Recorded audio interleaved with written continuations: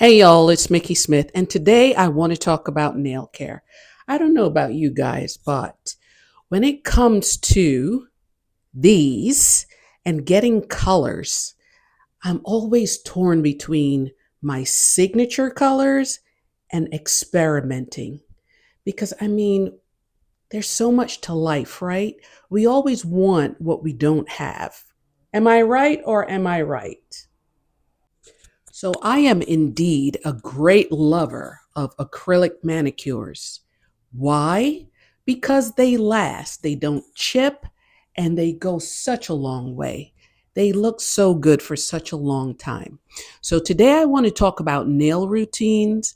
I want to talk about the pros and cons of experimentation versus signature colors and all the things. So let's get into it. And before you leave, I know you may be thinking, well, this is not such a juicy topic.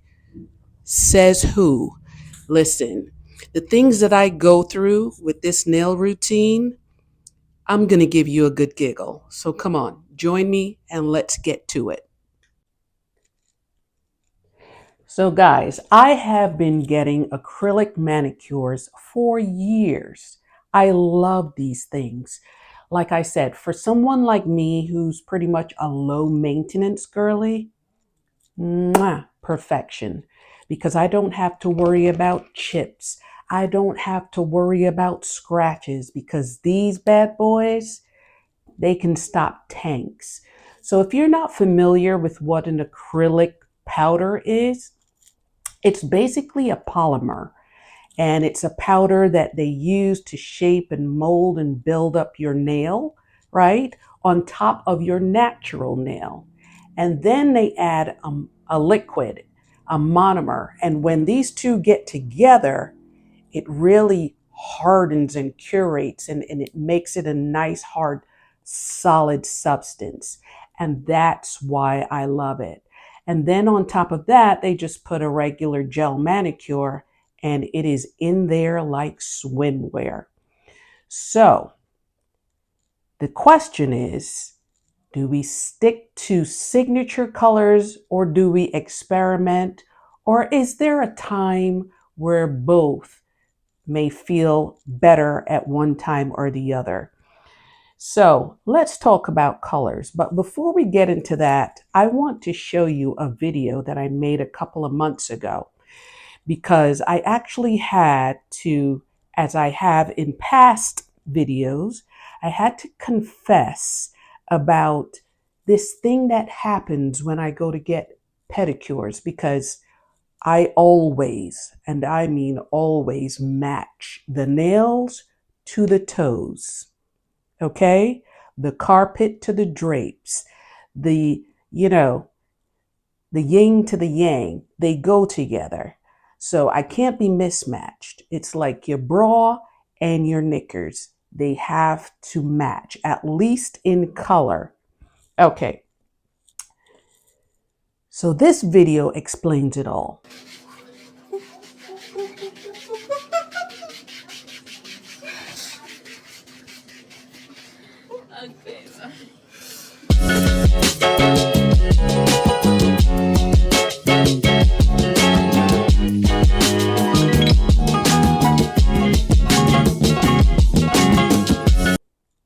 I am ticklish. You hear me?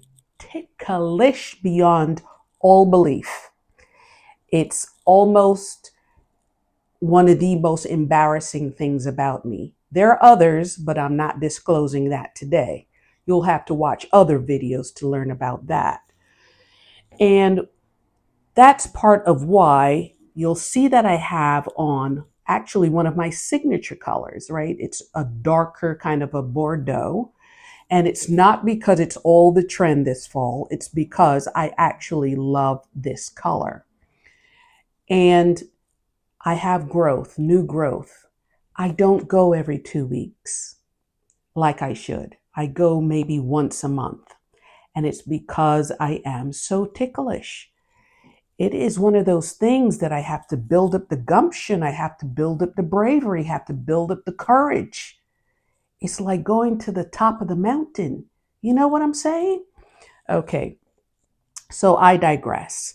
But I felt that there should be full disclosure here because this is a grooming series. This is episode number 3. And part of grooming overall is maintenance and upkeep. So that means things like nails, things like hair. Those are things that when you keep them up, it keeps you looking polished. It keeps you looking like the classy dame that you are. However, when you have an aversion to people and social anxiety mixed with being ticklish, you tend to not do what you're supposed to as often as you're supposed to. So therefore, what do? Honey, I fake it till I can make it. It's the American way. All right, so now let's talk about colors. So I have a set of very classic colors that I tend to go back to and that I absolutely love. This being one of them. I love a good red, okay? And what's even more special are the mood changing polishes where it's red, but when I get a little cool, it turns into a color like this. So I actually get the best of both worlds. My other signature colors are I love a good French. A French with a white tip or a French with a red tip. I also love white. Now, I know white toenail season is a thing. Please try again. Hold, please. I don't know who's listening in on my conversation on my iPad, but I'll deal with that later. So, as I was saying, I really got into that a couple years ago where its toes and nails would be white. And I actually liked that vibe. It's not quite what I would call a true signature of mine, but it is definitely one that I pull out of the bag on, when I'm feeling a little, you know, you know. Okay, the other colors that I like, there are 2 others, are a rich dark brown and black. Not in an Elvira kind of way, but a black in a classic, oh, she's got money kind of way. Now I know the neutrals, like the pinks, the taupes, those things are supposed to be the ones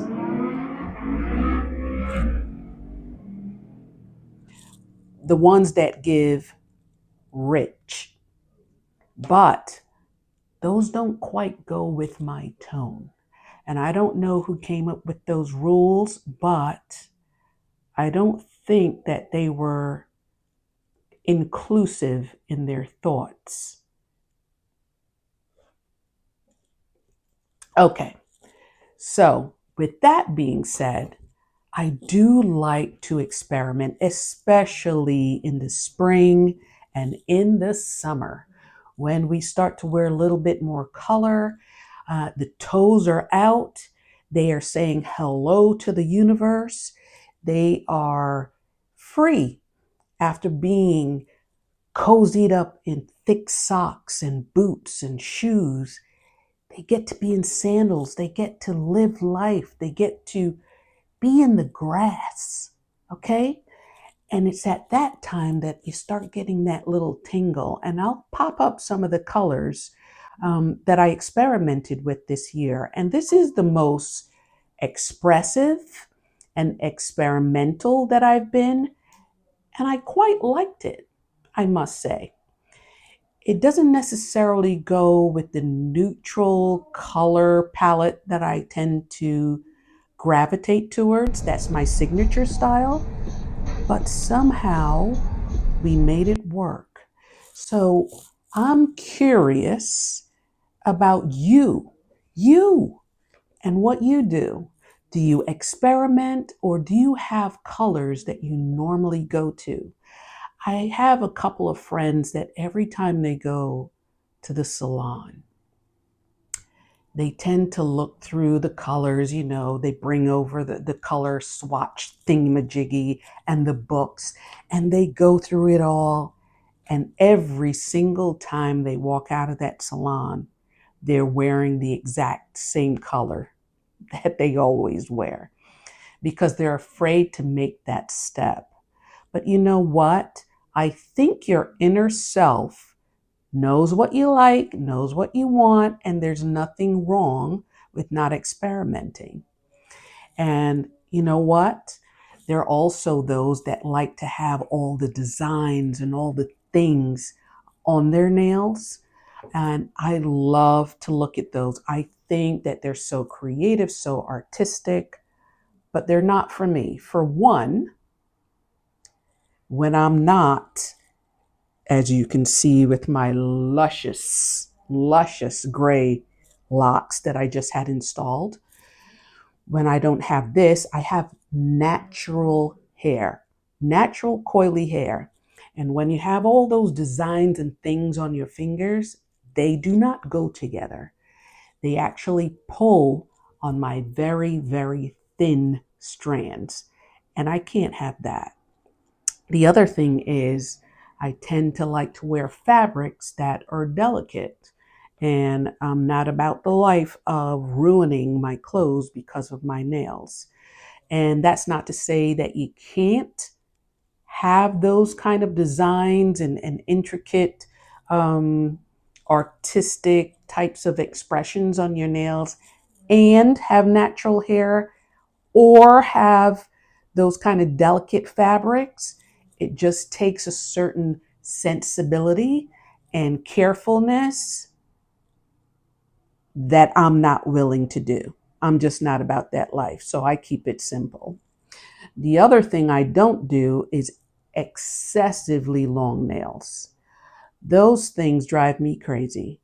So I do a lot of styling videos, which means buttons, zips, putting on jewelry, and the like. And I've tried the longer nails and it does not work well because there's nothing like not being able to button your clothes or put on jewelry because your nails are too long. And let me tell you something else. If you get help to get into those clothes and that person leaves the house and you're trying to get out of the clothes and you have those long nails, and when I say you, I'm talking about me, you get stuck in those clothes until somebody comes home. And again, I am not about that life. Not now, not ever. So I keep my nails at a nice, reasonable, simple, demure, quasi-boring length. And I do at times go a little longer, but I don't go with that excessively long nail. The other thing is shape, of course. This is my favorite shape, almond. And I will pop up here if I can remember while I'm editing what the different shapes mean, because they all have meanings. Everything in this world has a meaning, right? What's your sign? What shape do you use? What colors do you like? They read into everything. It's all mishmash, pish posh, but for kicks and giggles, we'll play along. But this is definitely my favorite shape. I tried going square for a while, and you know what? I felt pretty square. So I evolved. Now, when I take a look at some of the people, the Cardi B's, the Beyoncé's, the old Rihanna with those long pointy nails, I'm like, girl, I know for a fact I would be poking myself in places that I do not want to be poked, if you know what I mean. Not about that life. Not about that life. Anyway, I come back to this, and this is what I'm asking you.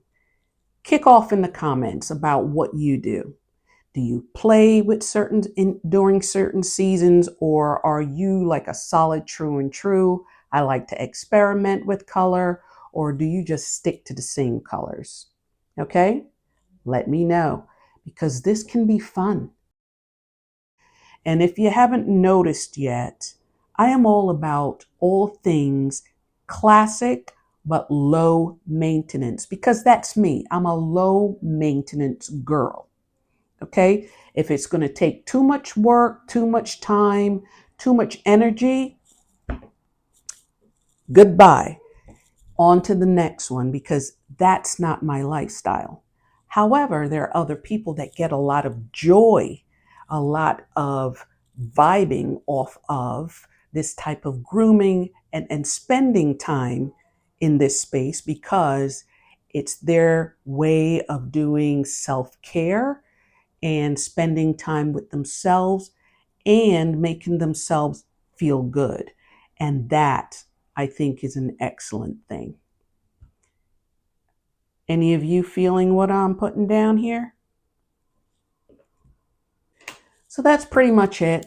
Not too heavy, right? And please do not share the video of me squirming and squealing like a banshee as I'm getting my feet done. It's bad enough that I'm just sharing it with just us guys, but we're a small group here, so it's okay. I just don't want the rest of the world to hear about it, unless it's going to get me more subscribers. Anyway, next episode and coming up, I want to talk about the skin on my face and sensitive skin. So I've gone through quite a journey with the skin on my face. Not a pretty picture. And even at the big age that I'm at, it takes a lot just to maintain. And I want to talk about really the severe skin challenges that I had over the years, as well as how I got from there to here. And here is not the final resting place, but believe me, when you see the pictures, you will realize, baby, you've come a long way. So I will see you in the next one.